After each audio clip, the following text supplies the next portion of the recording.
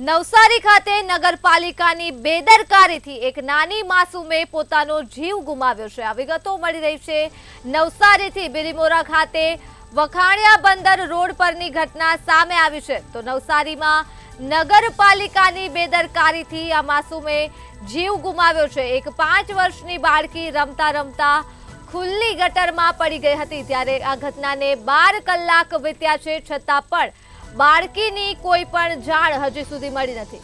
તો બાળકીને શોધવા માટે ફાયરના જવાનો ગઈકાલેથી જ શોધખોળ કરી રહ્યા છે, છતાં હજી સુધી બાળકીની કોઈ જાણ નથી મળી।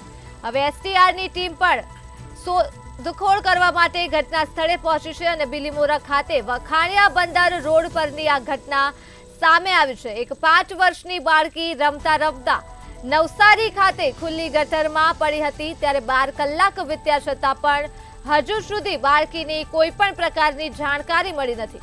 તો બાળકીને શોધવા માટે ફાયરના જવાનો ગઈકાલથી જ શોધખોળ કરી રહ્યા છે।